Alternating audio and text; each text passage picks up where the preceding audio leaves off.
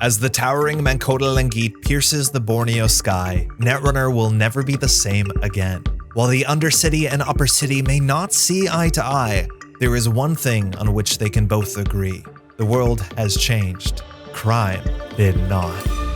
Open market. Hit the streets, the night's still young. We'll need a pilot, some muscle, a runner with the right mods. Maybe not your average career path, but hey, it's good to have friends. Fransofia Ward. And corpse should cry, beware, beware, her flashing eyes, her floating hair.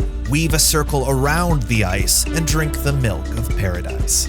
Detente. Ah, the diplomatic approach. I have no doubt we can come to an agreement on the matter. But in the meantime, don't worry. I'll just hold on to these for you. I'll keep them safe. These are just 3 exciting criminal cards from the upcoming set Elevation. I put these here at the front of the video for those who want to quickly take a look, but join me as we dive into what we think we can do with these upcoming criminal cards. Hey, welcome back to the Métropole Grid. My name is Andre. Thanks so much for tuning in. As you saw there at the beginning of the video, we have 3 new criminal cards from the upcoming set Elevation, and in this video, we're definitely going to be talking about them. For those who don't know, Elevation, the new upcoming set from Null Signal Games, comes out on the 24th of April. It's just 3 days from now. And not only is that coming with 82 new exciting cards for Netrunner, it also precipitates the massive rotation of FFG cards out of both the standard and the startup format. So it's an immensely exciting time for Netrunner players for a whole bunch of reasons. Now, in this video, we're going to be diving through these 3 cards. We're going to be talking about a bit the flavor, the lore, the art, but mostly about what we think these cards can do in both the standard and a bit of the startup format. So if you want to dive in and take a better look, a deeper look at these cards, please join me on the next little video. Before we dive in, I just want to say 2 things at the top. Firstly, a huge thank you to the Null Signal Games community team and NSG in general for reaching out to community people and giving them cards so they can do these spoilers videos and share their excitement. I know it's a lot of work behind the scenes and it's incredibly appreciated.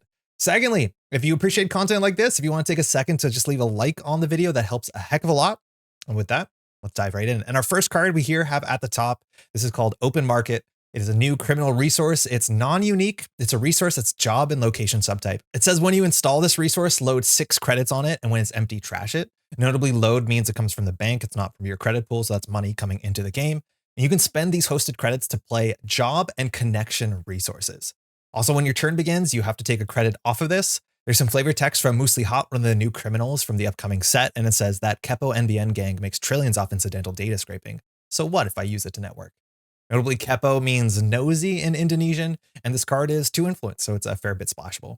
Now, this great art from Kira Elnwen shows the bright streets at night of Kota Kalimantan, and it seems to be in the point of view of somebody who's profiling people passing down this market street. You have this sort of like AR boxes above their head, and I believe it opens with their name. Then it's followed by komentar, which is the amount of comments. So maybe from a social media platform. Underneath that is hearts, or I guess likes potentially. And then the final symbol is the sort of credit symbol. So it's kind of a read on how much they have in the bank account is my assumption. This reminds me a heck of a lot of the Watchdog video games where you can do the same sort of thing, cruise down the street and profile people, learn a bit about them. And you're getting that same sort of read on the streets here, which Morit is searching for some nice connections and for some nice jobs. I also think this art reminds me a heck of a lot of another piece of art that Kira drew 3 years ago for Parhelion, in which you have the same kind of basic structure of a protagonist or a central figure walking down the middle of an alleyway surrounded by stores, clasping kind of at their collar. And how similar it is to this, I find quite charming. Now, Open Market, as a Netrunner card, I think is quite a strong criminal econ card. It's pretty easy to play, and I imagine we're going to see it in a lot of different places. This also reminds me a lot of one of my favorite criminal cards that is unfortunately rotating out of the format, which is Career Fair, which is the card that criminals could play to give a bit of click compression and give you a bit of economy to be able to afford to play some of those expensive resources. While Open Market is a bit more limited to connections and jobs, you can't play just anything with it. It's the same sort of idea. It's a bit less click compressed. Click 1, install the Open Market. Click 2, install your favorite cards with it, and then even get some more drip money from that point forward. This is a card slot that has been pretty consistent, even in criminal decks. If you've ever played the Companions, Paladin Puemo, she shows up in a lot of criminal decks just to get this slow, long game economy. While Paladin Puemo does fit a different role and is going to be there from turn 1 potentially to the last turn of the game, and that might be more money up front. The big difference here with the Open Market is that it gives you money right away to hit the streets and really speed your engine up, and so that you can accelerate and get down some of those expensive cards. Now, just as a raw econ card, if you don't have any more jobs and you don't have any more connections in your deck, And it's totally worth shouting out that open market is a job itself. And that means every once in a while, you can have turn one, you install an open market, use those credits to install a second open market, and then use those credits to install a third open market, which is pretty wacky. But otherwise, if you just drop this on the table and don't install any more jobs or connections, it is technically a +4 credit econ card that pays off in 6 turns. That's not great. Those are not fantastic numbers. We did just get Daily Cast banned out of the standard format, and this is the sort of like neutral, non-interactive econ card that usually takes this sort of slot, where you install Daily Cast for -3, but then you go +5 as long as you wait 4 turns. This is a bit slower. It's -2 as soon as you install it, but it's only +4 after 6 turns, and that's a very long difference in payout. Now, admittedly, that is basically the text of Rizeki, and Rizeki is banned in standard, but the difference with Rizeki is that it's a program, other factions can grab it with consistency, but it lasts the whole game. It's weird how close this card is to Rizeki, and I'm not like super hyped about the Rizeki numbers on this. I'm more excited about what this can do to get your expensive jobs and connections on the table and running as soon as possible. Now, this definitely bears repeating it multiple times through this video, but with the upcoming massive rotation of FFG cards, the standard and the startup format are going to look entirely different than they did before. So it's hard to tell what is going to be like the baseline economy, how often runners can afford to run, what the whole landscape is going to look like is a huge and exciting question mark. But this is Red Team, and it's been around since System Gateway, and it's just a really great criminal card that incentivizes you to run aggressively on central servers all the time. Red Team currently sees no play in competitive standard, and it's just a bit of a clumsy card. Not only does it not work well with run events, paying 5 credits on turn 1 to get this down is generally a big sink that sometimes can be hard to bounce back from. It's a lot of money up front, and Red Team doesn't pay off until you make 3 or 4 runs down the line. It takes a while to get there. And it's that upfront cost. We're paying 5 on turn 1, which can be all your credits. And then if HQ and R&D get iced up very quickly, you might find yourself in an awkward situation. But the fact that you can drop an open market down on turn 1 and then immediately drop your Red Team, this actually seems a lot more tenable, and it doesn't feel like a massive upfront cost in which if you're iced up, don't feel like you're totally behind, which is a real problem sometimes with Red Team. Now, while Red Team might be a hard sell for many, it doesn't see a lot of play. I think Class Act is a really, really good staple. This is a card that shows up as a 3 of, sometimes a 2 of, but I like it a 3 of in every criminal deck that I play because it is good criminal card draw, and criminals don't have a lot of card draw. This card is unique, and the big thing about Class Act is that you have an incentive to play the second and third copy on top of, the previous copies because you get that burst draw over and over again. And that's a really cool thing about the open market is that playing your first Class Act is relatively cheap, and ideally by that time you'll find another open market, and then you can play your second and your third Class Act and just continually push yourself forward without having to struggle with that like massive 4 credit loss of installing the Class Act. I know there's been a fair few turns in the past where I have a Class Act in hand and not a lot of money, and my turn can easily be credit, install Class Act, just so I'm not left next turn with a lot of cards in hand, but not a lot of money. And you get a fair bit of smoothing here with the open market. I do need to shout that out too. As much as I like Career Fair, one of the big benefits of open market is that it doesn't require you to have a specific hand for it to be like a playable econ card. If you have a Career Fair in your hand, you need your Career Fair and you need a resource in your hand, which is really good on the turn after you fire Class Act. But if you don't have that early Class Act, you don't have the early Red Team, it's not awful. Just install your open market right then and there. At a minimum, you'll be getting a credit for the next couple turns to repay that cost, but it's nice that it doesn't require a specific board state for it to be fantastic. Will I play this on the second last turn of the game? Honestly, sometimes you will if you need to play a Class Act or you need to play a Red Team or any other of the connections or jobs we could look at, and that's also quite interesting. Now, looking at Elevation 2, we've already seen a couple jobs and connections that make a lot of sense. This is Side Hustle. It's hard to tell how good or consistent this card is going to be in upcoming standard or startup, just because we don't know how consistently somebody can make 5 runs or how quickly that can fire. And this makes sense. This can come down really cheaply, the same way the Red Team can come down really cheaply, and then you might have an engine going. I think another card that I'm actually really excited to try out with this is Knick-Knack O'Brien. This is a card that was revealed, I believe, last week, and it's basically the Shaper reimagining of Aesop's Pawn Shop. The difference with Knick-Knack is that you have to make runs for this to fire, which is something that criminals I feel like can do relatively easily. And while it's one thing to install Knick-Knack for no credits with the open market, the big thing is, well, firstly, and this is a bit minor, you can always leave a credit on the open market and Knick-Knack it away. Technically, you'll gain 2 credits and draw a card, but as much as you're leaving a credit on open market, it'll feel a bit better than it actually is. But I think the big thing here is that if you run a deck that runs open market, Knick-Knack, and then you run other, good cards with open market like Red Team or like Class Act, these are cards that you have extra copies that can stay on the table, and you're pretty fine sending your Class Act off to Knick-Knack, gaining 4 credits and drawing a card. That seems quite nice. Same with the Red Team. You gain 5 credits on a card. Admittedly, you're leaving 3 credits on the table because otherwise the Red Team trashes itself, but that's still not bad. And so if you have a deck that has multiple Red Teams, multiple Class Acts, some Knick-Knacks, you're not in a bad spot, and you should constantly have things that you can consider selling forward to draw deeper through your deck to find your next jobs and your next connections. I think for Criminal, that's pretty cool. I do also need to shout out As. This is a job, and As kind of lack the depth of the job pool. The job pool in Netrunner is actually pretty shallow, so As's job text doesn't line up as that well, but job and connection shows up on As the same way it shows up on Open Market, which is pretty good. And I feel like As might be pinched a bit by the upcoming Barry Baz Wong, who also wants to play resources and hardware, so there's a bit too much overlap if you ask me. But both of these identities I think will really enjoy Open Market for different reasons. Very, very cleanly playable in both IDs. Now, what's cool is that this card is 2 influence, so seeing it out of faction can make sense, and there's a couple factions I think can go pretty far with this. I think if you look at Anarchs, very easily, Sebastião loves playing connections, and one of the big Anarch cards that allow you to install things cheaply is Paladin Puemo, and she does not install connections. So if you want a cheap card that can come down for free when you take a tag, mind you, 2 cost is perfect, you can get almost all your connections down in Sebastião for entirely free. Admittedly, your crew is already free with Sebastião, but it gives you a bit more flexibility to set up. And mind you, crew and criminal could be a thing we see a bit more, especially with Baz's ability to install these at instant speed and have a pretty mean surprise. Friend of a friend coming down for free is nice. We have the Lago Pranwa shelter. There's just a lot of like really nice 2 to 3 cost Anarch connections that without Paladin Puemo, this is the way we can get cheaply quicker down onto the table. Also very notably, twinning. It's not that you need to go out of your way to put cards in your deck to fire twinning. If you're running Companions or you're running Chezva in Criminal, that's pretty easy, but this is technically a card that has credits on it that can charge the twinning, which is not terrible. Now, if you look at Shaper, I think that's a bit more of a tenuous stretch, potentially. Shaper does play a modicum of jobs and connections, but a lot of these cards are relatively cheap.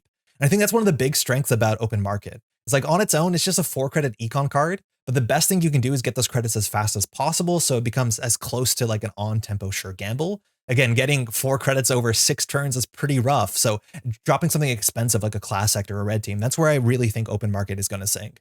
With that being said, if we're going to see a bit more telework contract in a world without creative commission and Shaper, I think saving 1 on the telework doesn't seem like a big change. Getting Dr. Nuka down for free, again, it's not like the 1 credit on either of these cards is super important. If you want to look for more expensive connections, we're left with the Artist. Again, the meta might be slower. I don't think it's going to be slow enough for the Artist to feel great, but this might be another card in the Knick-Knack O'Brien sort of deck that wants to just pitch things going forward. Why not install those cheaply as well?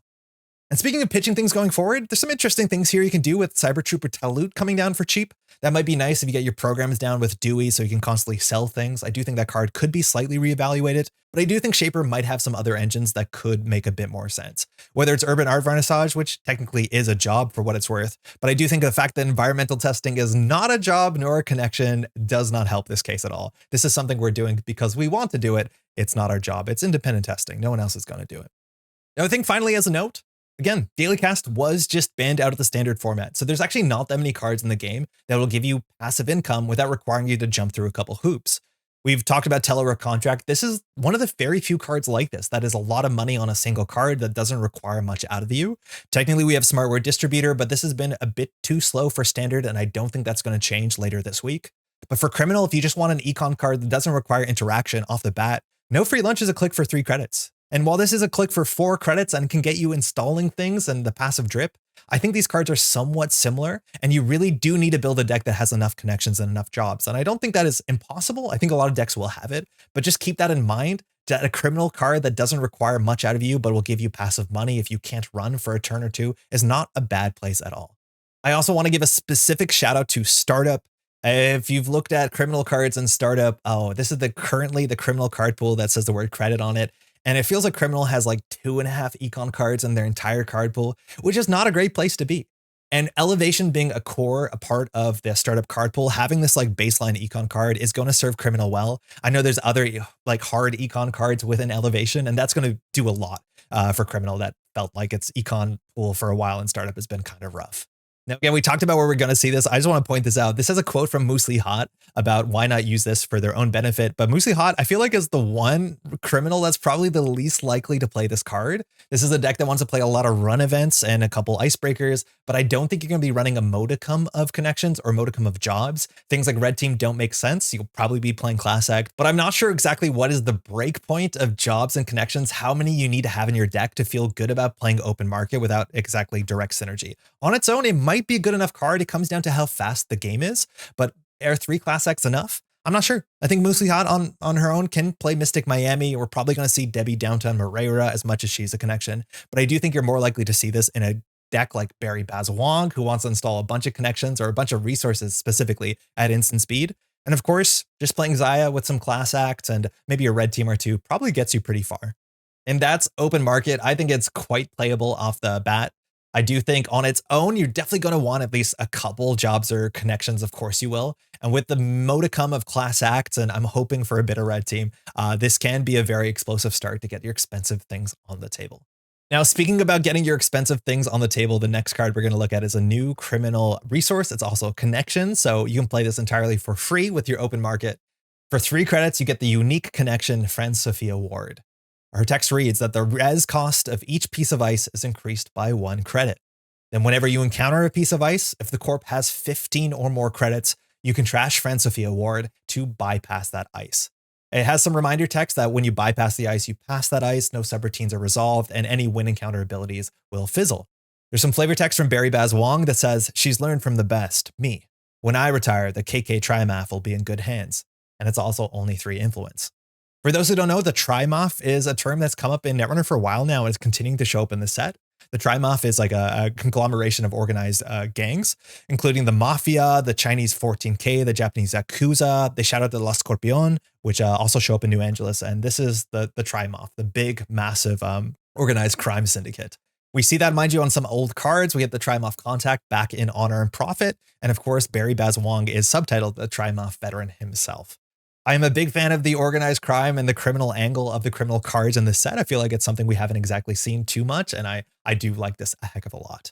Now, this card is kind of strange. It's notably a weird artifact. I don't think we've seen something like this, where this card has the exact text of a card that is rotating, an older FFG card, but then it has that text and then just more text. I think we've seen cards that have had different text, but I don't think we've seen like reimagining of old cards that have the same text plus just more text. It's usually different. This is the same plus something else buckled on. And this is what this card is. It is 2 effects that technically work together, but honestly kind of sound a bit anti-synergistic. One effect says the corporation is going to have less money, and then the other effect says, well, what about if the corporation has more money?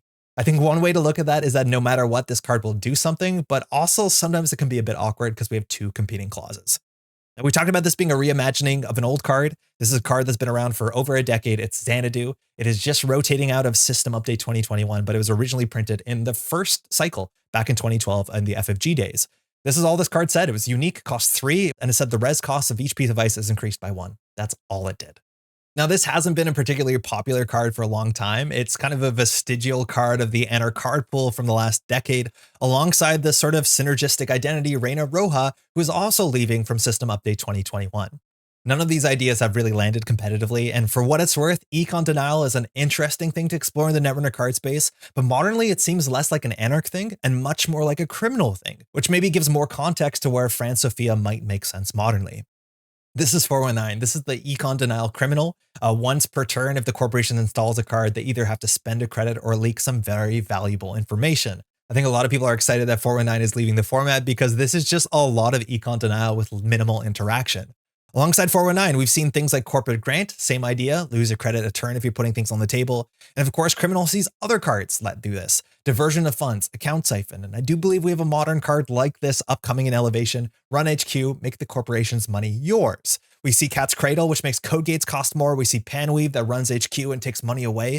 This sort of Econ Denial that in theory Fransofia suggests alongside these other cards, some of which are still in the standard format, work actually really well with what Criminal wants to do. If the corporation doesn't have money, they end up in this awkward situation where they end up holding a lot of agendas in HQ. If they don't have anywhere to go, if they can't figure out how to shuffle them back into R&D, they end up piling up in HQ. And Criminals being the HQ faction that wants to run HQ and has HQ multi-access, these ideas line up a fair bit better in a lot of cases than what Anarch has been doing with Econ Denial for the last couple of years or so. So in some case, that might make sense. And if we get Fransofia down and we can slow down corporations, maybe that HQ multi-access will land a bit harder.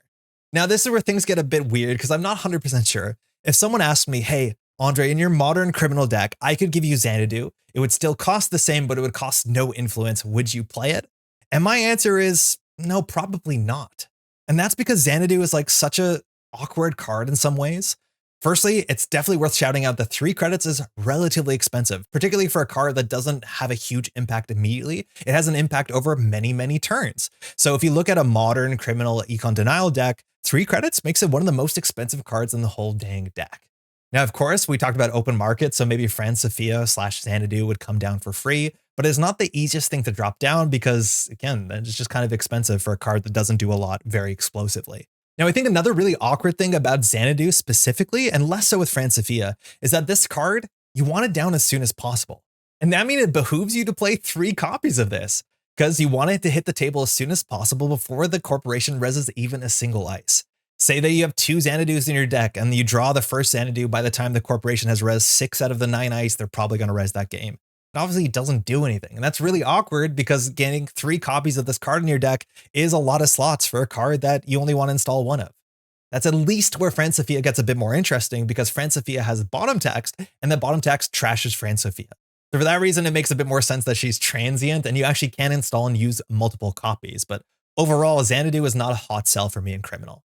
I do think, though, in context, what is fascinating is how good Xanadu is might need to be reevaluated slightly, and that is because there's a bit more resing and deresing than we might have been used to. I think Tattoo Bola is a phenomenal and is only going to see more play. And this is an ice that gets rezzed and re-rezzed and over again, and that is a way that Xanadu or Fransofia can actually add up as a legitimate tax. We also have seen Mitra Aman, and Mitra Aman is another card that wants to res and move around ice. And these effects, the more we see these sort of effects, the more impactful an effect like Xanadu can possibly be. However, on the other side, cards that increase the res cost of ice really want you to have D-res in your deck. And at this point, Emergency Shutdown is leaving the standard format. While we still have a couple D-res cards, they're a bit strange. Now, I think Window of Opportunity does work well with Fransofia, and it really disincentivizes the corporation to re-res immediately and kind of skip that free res. We do also have Capybara, which is kind of interesting and might make slightly more sense with Baz. But overall, the amount of D-res we have in the format is a bit more limited, and I think that's something you really want with Fransofia. But now that's just the top clause, and as it might be clear, I'm not super excited for a 3-credit econ denial card in Criminal. We do at least have the bottom clause, and I think a card that is flexible is easy to undervaluate because hopefully one of those options is good for you. All you need is one of those options to be okay. So the bottom option says, whenever you encounter a piece of ice, if the corp has 15 or more credits, you can trash this to bypass that ice. Now, notably, the top part and the second part don't have to fire in the same ice encounter or approach. In theory, if you get this down late game and all the ice is already rezzed, you can still use Fransofia for that ability. That being said, if the corporation has 20 credits and then you force them to res an ice and pay 1 more credit to res that ice, they're not as likely to have 15 or more credits. So there's a bit of anti-synergy, but at least if the corporation is mega rich where Fransofia stops having teeth, you still have built-in teeth, and that's kind of nice. Now, to understand, how often is the corporation going to have 15 credits? That is actually a really big question mark in Netrunner. We have no idea what corporation economies are going to look like in just a couple days. We have no idea what sort of corp liquidity we're looking at. We have no idea how much ice we're going to see, how scary that ice is. It's really hard to figure out with any sort of certainty the context of when Fransofia is going to do anything. Now, we could maybe guess about certain ideas. I do think there's a chance we'll see more government subsidy in the near future. This is a 15 credit econ card, which means the corporation will probably be on 15 credits. And we see a lot of support for transactions or operations. I think Zwicky Group really likes this sort of stuff. I think we've seen a couple reasons why people want to play Hansei Review in the upcoming Jinteki identities. I think Nebula wants to play a bunch of operations. So there's a chance that people will be playing Explosive Money. Plutus, mind you, is just a heck of a card. So maybe corporations will more consistently be on that 15 plus credits. If you ask me right now, going into Elevation, this is just a game from Worlds 2024. And if I just move around and jump through the timeline, almost at no point are you going to see a corporation that has above 15 credits. Most corporations modernly float somewhere between like 2 and 12 is my guess. So seeing if you're going to find meta decks that are on 15 consistently, it's just not very common. Again, we just jumped to random places and I was pretty confident we were not going to hit 15. So I don't know. I think we're going to have to see all together whether 15 is a mark that we can hit consistently. Otherwise, though, if we can hit consistently, how good is this card? Bypass is not bad. It's definitely not bad. There's a bunch of ice that's hard to deal with. As the card says itself, you do get a beat when encountered abilities because you fire your when encountered ability first because you're running on your turn. You're the active player. And we are in a format where we lose inside job. So having a bit more bypass can be nice. If you play Mercury and you sit back and the corporation has a lot of money, that can be a nice ability that you want to lean on so you get your double access. But we also still have a lot of ways to deal with ice that don't require icebreakers and don't require credits still left in the standard card pool. Whether it's a Physarum Entangler to do another focused bypass, there's downsides to this for sure. Whether it's a backstitching and you get your centrals mark, obviously another option. We still, of course, have Boomerang, which is like very, very powerful. And we're going to see so much more of this with Baz. But I think the one card that gives me the most pause about Fransofia is actually Bachlan Botchkin. This card has been an option for criminals ever since Ashes came out, and this card actually does something very similar to what Fransofia Ward does. It is an econ denial card that also gives you some bypass.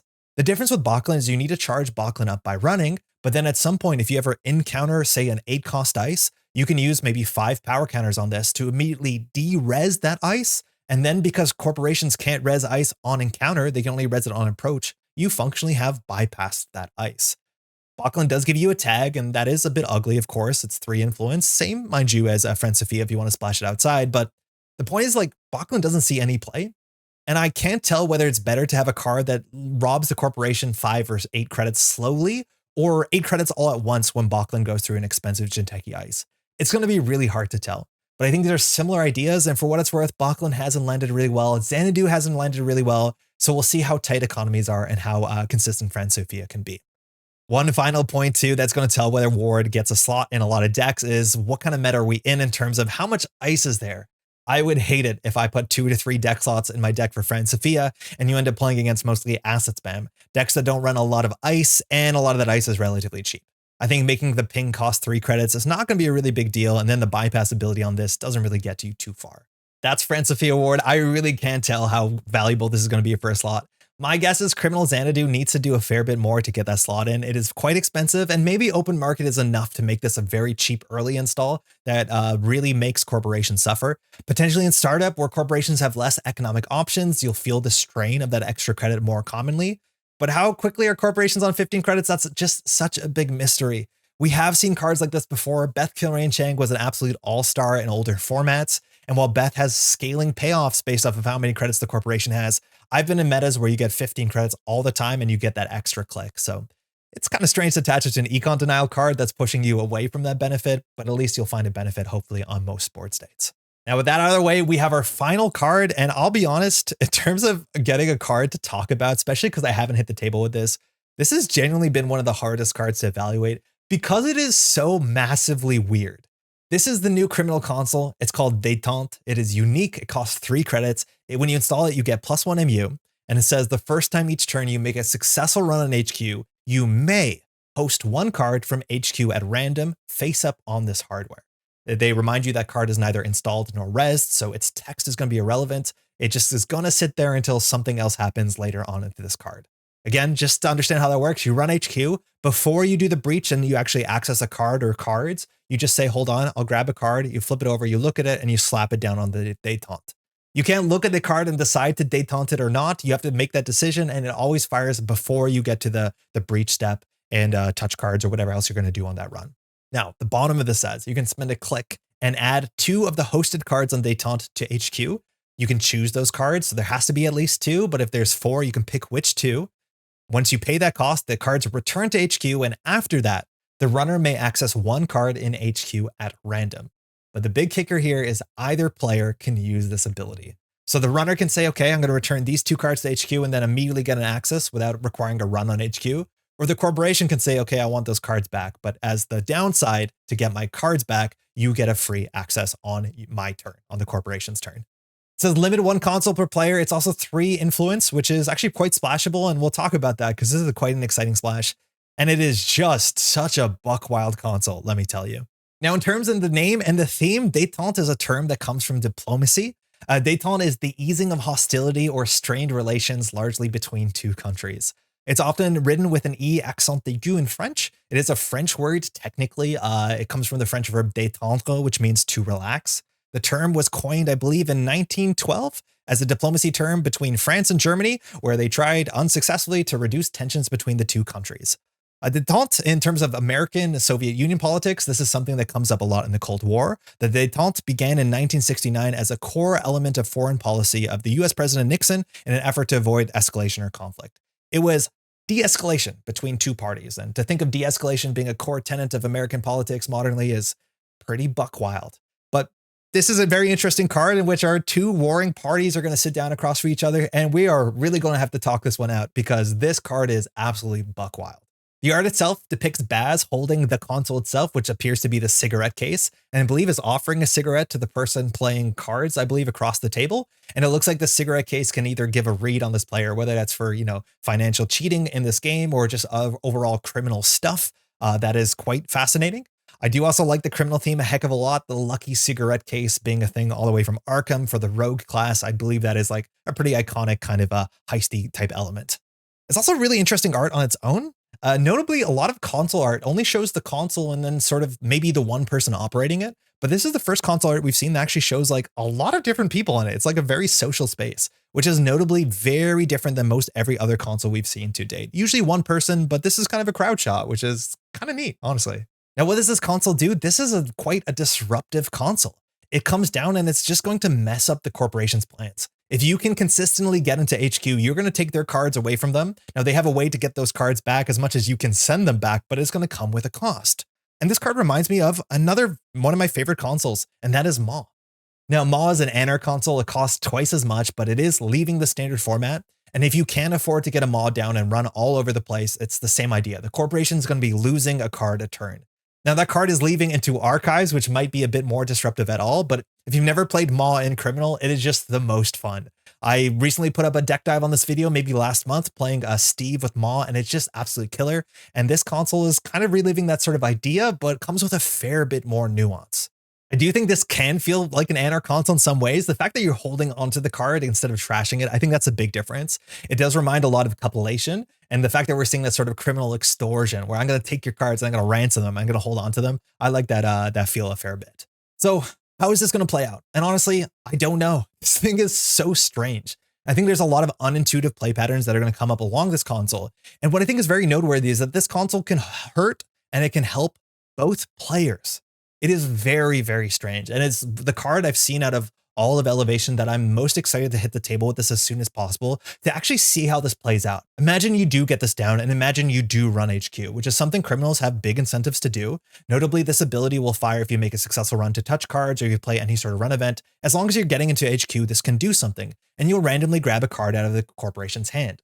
What can that card be? Let's go through some options and talk about what this can do to a game.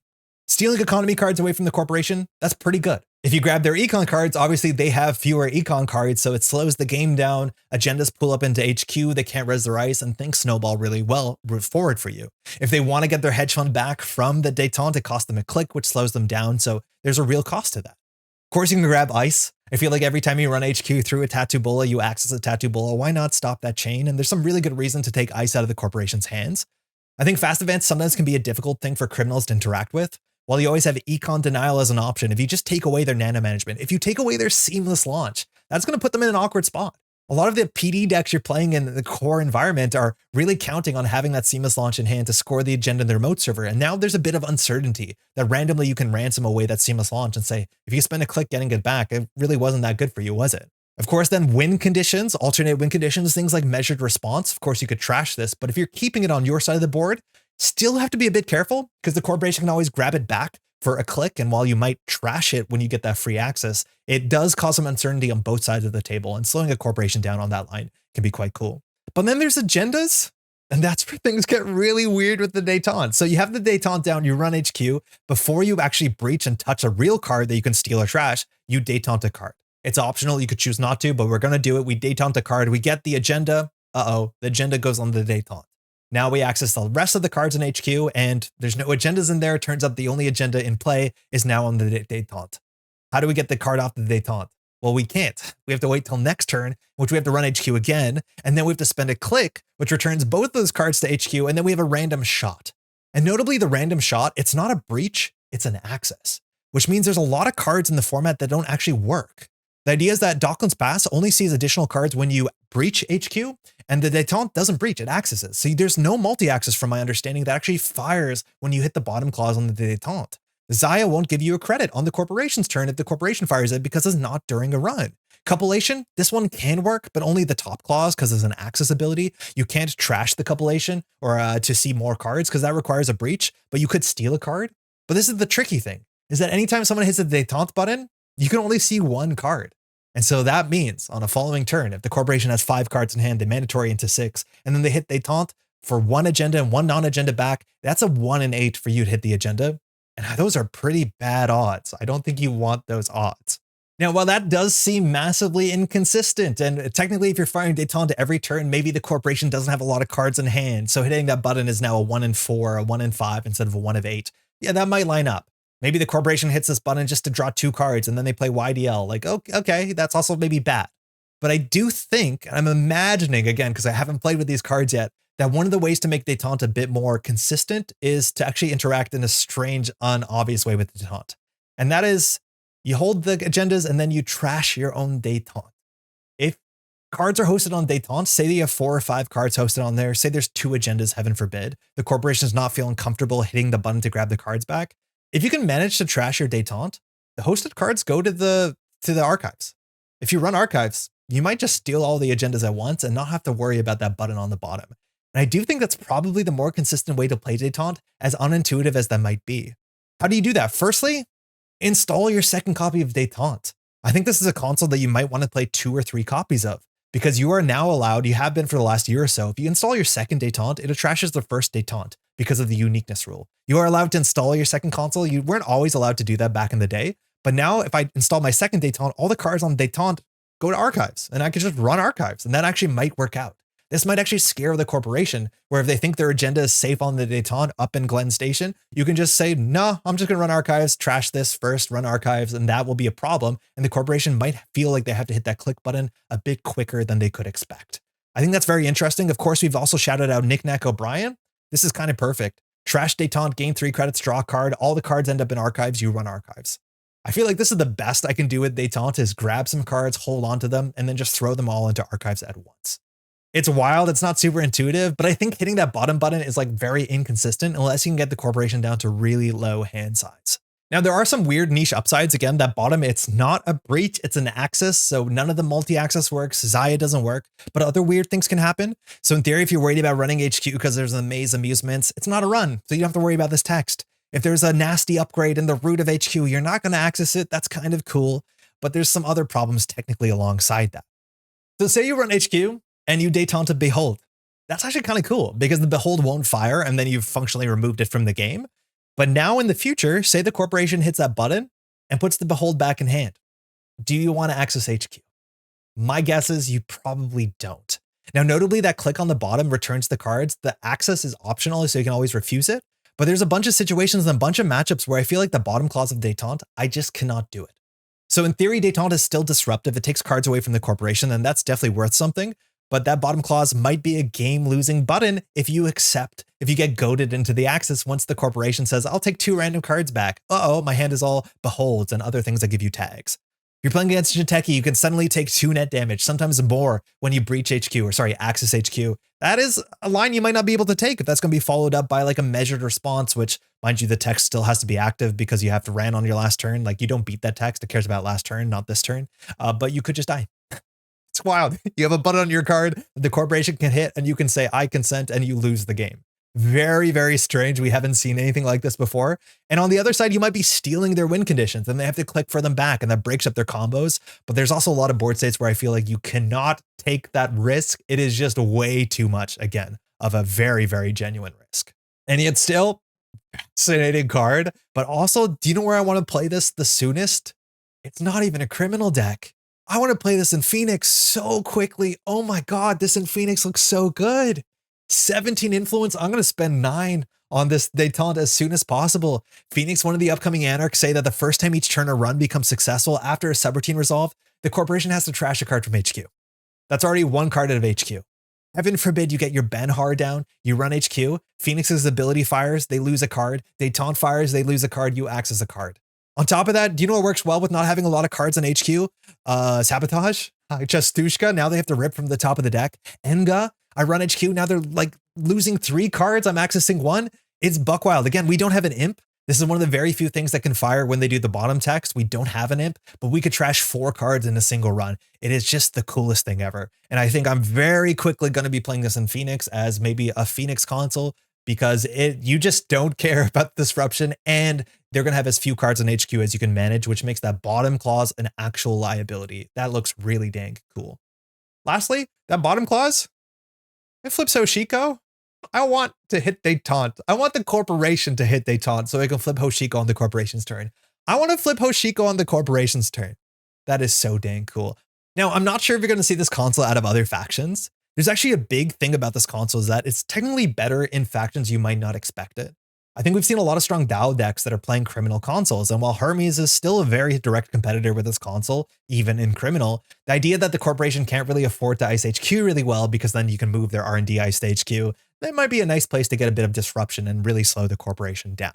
And that brings up another point that sometimes makes me a bit apprehensive, whereas like criminal cards that are gated to a single server, these are sometimes feast or famine cards, and they make me a bit nervous. I think as a player, I'm a bit like worried about these sort of cards. This is Gabriel Santiago from the original core set that said the first time a turn you run HQ, gain 2 credits. That's fantastic. It's a really great ability. But because Gabriel has good text, and let alone you're playing criminal, and there's a lot of good criminal reasons to ice HQ, corporations ice HQ immediately. And technically this console gets worse and worse the harder it is to run HQ. So while it is in some ways obviously synergistic, in some other ways it's anti-synergistic because they see you coming from a mile away. Of course, you're going to play diversion of funds modernly or new account siphon in the near future. That's good because they work together, but obviously the corporation is going to make it hard for you to do your thing, which is maybe why I'm so much more hyped to play this in Anarch than anywhere else. We just haven't seen a lot of consoles that only target a single server. I like the consoles that are a bit more flexible. Again, Hermes is going to be a real hard seat to unthrone. But this feels like Captain Pudma to me, where it's like, it's technically a powerful ability, but making your game plan about running a single server feels a bit limiting. And I feel like we've seen a lot more criminal stuff like Zaya that's a bit wider reaching, HQ or R&D, and this one might be a bit more feast or famine. If you can get into HQ consistently, this can snowball. If you can't, it might not do that much in a game. That being said, we still have a lot of ways to make this work. Again, maybe this is a good reason to play Alarm Clock. You want to run HQ every turn, why not get there? I think this card is going to be really cool with Baz. I think Baz can play like 5 or 6 different consoles pretty competitively. But the idea with Baz is if you run HQ, you really need to force the corporation to res ice. If they don't feel like they need a res ice, well, your ability doesn't fire. So dropping down a Detente immediately running HQ, they're really going to consider resing ice on HQ. And merely you can do that with Penny Shaver, you can do that with Hermes. This is definitely another flavor of it. And in terms of that sort of like thuggery extortion angle from Baz, I like it a heck of a lot. Maybe there's a chance we end up playing decks that have multiple consoles. You have Hermes for some matchups. You play Detente in the matchups in which you want to be able to steal combo cards. That's a nice way to interact. Maybe Compilation can do that. I'm not entirely sure, but playing multiple consoles actually makes a heck of a lot of sense with Detente. Whether you need to play Knick-Knack to trash this while it's holding a bunch of agendas and corporations get scared so they hit that button before it's a massive problem for them, we'll see how disruptive you can be. But in terms of a criminal disruption extortion console, such an interesting card. And I have no doubt that there's so many weird opportunities that this card is going to produce on so many different and varied board states that it's going to be an absolute treat to watch how people interact with this thing. It can be very rude. It can help the corporation. It can do everything in the middle. And I'm so excited for a very flexible and a very interesting console. As much as, again, you have to run HQ a lot. With that, that is our 3 criminal cards from the upcoming elevation. It's just 3 days away. Mind you, on Thursday, on the 24th, on the launch day, we'll be here streaming with Pat in person, playing physical cards on the table. I'm so excited. If you want to drop in for that and see the cards as soon as you can, we'd love to have you. I'd love to hear in the comments, what of these cards are you the most excited for? What interactions am I missing? There's definitely a lot to talk about. So certain decks I think can really pop off with any of these 3 cards, and I would love to hear what you're most excited for in the upcoming elevation and the upcoming rotation. Once again, a huge shout out to all the folks at Null Signal Games for sending out all these community spoilers. It's, again, a lot of work behind the scenes and is incredibly appreciated. With that, we'll see you in just a couple days with the upcoming set elevation. Thanks for watching. Ciao. Hey, thanks so much for watching. Hopefully you're as excited as I am for the upcoming elevation. Rotation is one thing, and new cards on top of it. It's going to be an absolute wild adventure trying to figure out what standard and startup look like going forward. Again, I mentioned we'll be streaming on Thursday here with Pat, but also we're going to be streaming for a whole week straight on the Métropole Grid. Every day we'll be doing a relatively long stream. There's a lot of ground to cover. We did this for the last launch of Rebellion Without Rehearsal, and we're super excited to do it again. So if you want to drop by, hit that notify button, subscribe to the channel, all that great stuff. You'll know when we go live. Of course, 3 cool criminal cards, a very playable criminal economy card. Fransofia Ward, we'll see how good Xanadu is. I remember Saucy is just a really strong card. If we have a couple D-Res cards that can be played with some consistency, the value of that card goes up a heck of a lot, especially if you play it cheaply with open market. And then finally, Detente. Man, what a wild card. Pretty sure I'm going to run HQ and then like Detente the agenda and just tilt. when there's no more agendas in HQ. But a very exciting card, and seeing how that's going to actually shift boards, how corporations are going to respect that before it gets trashed to knickknack. I think that's going to be very, very interesting, and allows a lot of creative expression on both sides of the table. And of course, a huge thank you to all these names here and more. These patrons and our daily cast patrons support the Métropole Grid, so I can put time into building the studio, doing all this editing, the live streaming, the video recording, the motion graphics. There's a lot of stuff that goes on. It all takes time and all takes money. If you want to support the channel, you can find a link to the Patreon below. Any amount of support is incredibly appreciated. If you just want to take a second to leave a like on the video, that also helps a heck of a lot too. And with that, Elevation is just around the corner. This is Community Spoilers Week. Mind you, there's still a whole bunch of people that are putting out content. While we've seen a lot of cards so far, we still haven't seen, I think, half of the Elevation set. So hopefully you're staying tuned and paying attention to the Null Signal Games schedule that will point you to all the podcasts and channels and blogs and all this sort of great stuff that are also excited to show you the cool cards that they have squirreled away for you. And with that, we'll see you in just a couple days with Elevation launches. Thanks so much for watching. We'll catch you in the next one. Ciao.